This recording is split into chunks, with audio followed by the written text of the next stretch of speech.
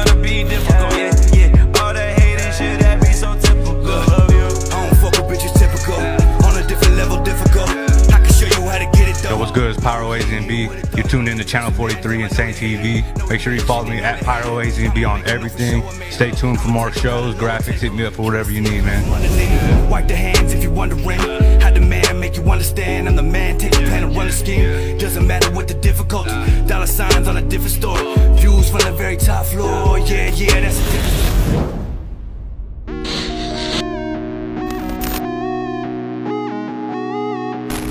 Yo, Channel 43 Insane TV. It's your boy Van Michael. Glad to have you guys back for another segment of positive hip-hop and urban culture. Spotlight interview with a kid that's Arizona raised and also Arizona made. Goes by the name of Pyro. This kid's been consistent, really working on his craft, working on his music, working on his branding, and definitely deserving of a spotlight interview on Channel 43 Insane TV. So y'all don't go nowhere. Bring the kids in the room. Learn about this kid named Pyro, man, in Arizona culture. We're really doing a lot out here. It's Channel 43 Insane TV. Your boy Van Michael. Yeah.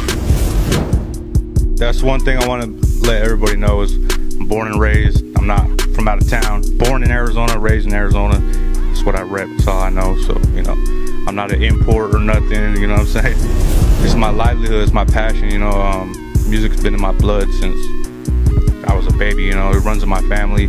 Majority of my family on my dad's side is all into music. They're all in bands. My dad has been in a band 40 plus years, you know, so I grew up just being around music. Yeah, you know, as a baby I remember them practicing in the living room and stuff, you know, and that's just how it came. And yeah, it just kept going, and I just applied it, you know, and it's just like this became my livelihood, man. That's all I know. Before I got into rap, man, I was actually in a heavy metal band, you know. I used to play drums, I used to play guitar, bass, everything, bro, like everything. So, and then it just transitioned. I became a producer after that. Before I even became a rapper, I started making beats I was like 19, you know, and that's just how it started. And then I was like, man, I got shit to say too. So yeah, I think that helped out more, like being on the producer side. You know, I'm able to like figure out the structure and 16 bars and everything, you know, so it helped me out a lot better once I became a rapper, like how to figure out how to put music together and stuff, you know. The freedom, just doing whatever, you know, whatever comes to mind. I'm constantly getting ideas, man, you know. I'm one that just lays there and thinks. I don't sleep, so, you know, once I get an idea, I run with it until I, you know, pull it off, and then go on to the next one, you know what I'm saying? Just keep it going. I'm involved in so many different things too that I gotta constantly be, you know, on the go. And once I'm done with this, and I go over here, you know, start working on music. Once I'm done with that, start working on graphics, video editing, whatever it is, you know. Make sure you check out azmcustoms.com. You know, I print all the gear myself, so whenever you make an order, I get it, I print it. I realized that I needed to get some kind of brand and merchandise going, so we just started this company up, you know, slapped Arizona Made on a shirt. It flew, everybody started buying it, and we just started making other designs and kept it going. Out there at the parking swap, you know, like really doing the grind, man, really grinding. I think it's very important that I try to do the best at everything that I do, you know, like I'm really picky. Like when it comes to my videos, I'll let someone shoot it, but then I'll edit it because I don't, you know what I'm saying? I'm super picky with it. So like, you know, most of the videos that you've seen, I edited myself. And from the graphics, I did it myself, you know, the t-shirt logos, I did it, the CD covers, I did it. So where I find time to do all this, I don't know, man, but it's got to be done. And, you know, like they say, if you want something done, you got to do it yourself. So. And with me too, like, I'm not that like aggressive rapper, like, here, listen to me. You know, I made it in my head, like, I'm gonna just work my ass off and get people to notice me, you know. Yeah, exactly. Yeah, I'm not one that'll shove it down your throat and constantly tagging people and, hey, listen to me, listen. Nah, most of my shit's been from word of mouth, or, you know, just people tuning in because they see how hard I work, you know. Definitely, man. You don't ever see me speak on nothing. You don't ever see me in these beefs or whatever. It's just I stay in my own lane and I stay busy. You know, I don't got time for all the other stuff. So yeah, I think that's also very important, that you get a collective of individuals that, you know, got the same goal as you and help you build your dream. So, because once you win and everybody wins, you know. Fat Belly, shout out to Fat Belly, Joey, Slim, you know, Moreno, the cameraman, Born Ready, you know what I'm saying? All my boys, man. I got a lot of helping hands that, you know, you see this, but there's a lot of people behind me that help, you know, help organize and keep things in line. Yeah, man, that's super important, bro. I always tip my hat to them because, you know, I do everything but myself, but I also need, you know, helping hands at times, you know what I'm saying? So, yeah, exactly. You know, we got people to talk, we got someone to shoot pictures, just because everything happens like this, so you got to make sure everything's in line, you know. I think as an independent artist, it's important to keep giving people, because, you know, as we all know, the attention span is really short now, so you got to keep giving them stuff, and stuff burns out quick because there's so much content on the internet, you know. You just got to make sure you keep hitting them with stuff. Man, it's a great feeling, man. It's super great. I work hard. I see like my on this days and how I didn't used to get like any interaction to now, and it kind of trips me out, but I'm glad that, you know, it's working, and I just stay consistent with that end too, because I also do like online marketing. You know, my Facebook page is almost at 25K, Instagram's at 6.1, I believe. You know, I got a group that's at 7K.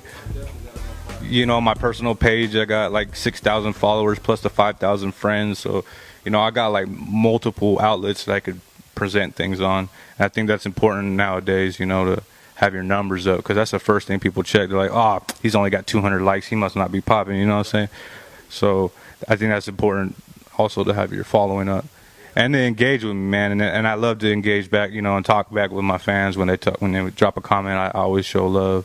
I don't know why, but I mean, you know, I think people are attracted to just my ambition, you know, and just what I'm so positive. You don't ever see me talk. If I'm talking shit, it's like funny, you know what I'm saying? But I don't ever talk down on nobody.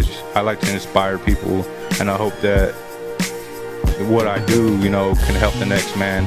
I like dropping knowledge, man. The only thing you'll see me say is for other artists, like what could help them, you know what I'm saying? Because I know that when I started, man, this shit wasn't hard. I started like 10 years ago. So to where it is now, it's a lot easier than where it used to be. The pot's big enough for everybody, you know what I'm saying? There's enough money out here for everybody, so I'm not worried about the money, man, you know what I'm saying? Because, I mean, I could tell you how to do it, but it's up to you to do it. And now I'm working on the free mixtape, PapiFuego. But I dropped Champagne and Cocaine in 2013. I think that's when I actually started taking it serious, because I threw my own release party, you know, put up the money, everything, you know. That's when I started getting the merch going and everything. And once I went home with like over $1,000, and I'm like, yo, that shit worked, you know what I'm saying? And I think that's when I started taking it like really serious, and then I just started snowballing from there. PATRON PERICO I dropped that in 2015. You know, that was just like the first one was, I was constantly in the strip club, so that's why you hear like strip club music, you know. And then the second one, I wasn't really in the strip club, but that's when I started getting more into the hustle side of the music game, so you hear more hustle stuff on that. And then Loud and Clear was just me showing, putting my stamp on it, like this is what the fuck, you know, like Loud and Clear. So yeah, exactly, like don't get shit twisted, this is what it is. Yeah, dead ass serious. So that's what Loud and Clear stood for. Also, they all have like a Champagne and Cocaine is like a party vibe, you know. PATRON PERICO, same thing.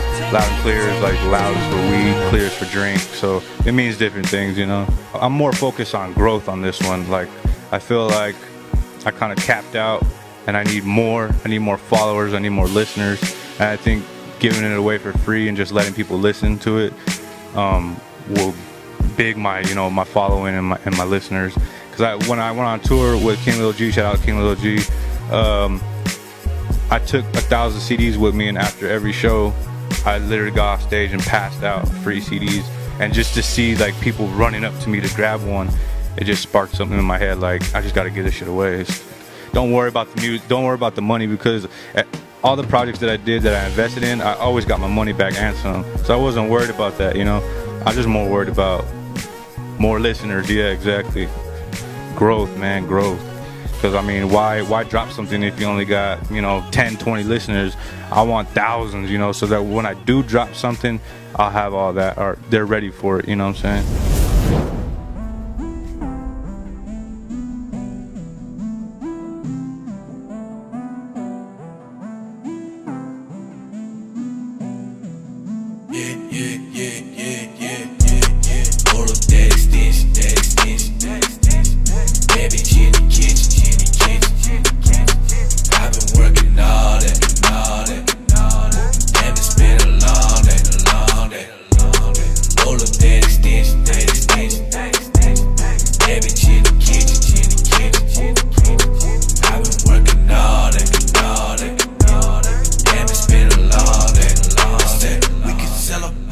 Selling weight, cellophane over the center plate, leftovers off from the dinner date.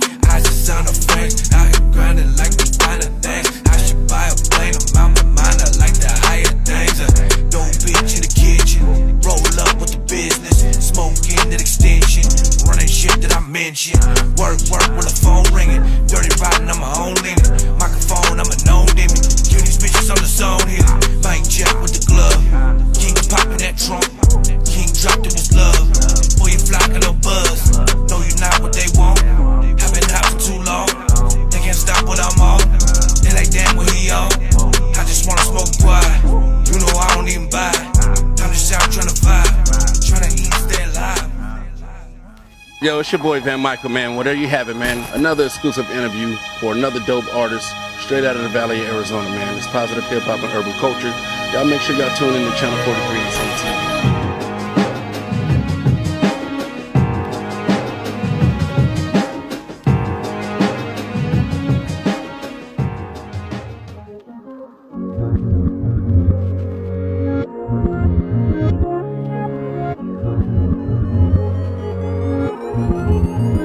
Channel 43 and Saint TV. Your boy Van Michael.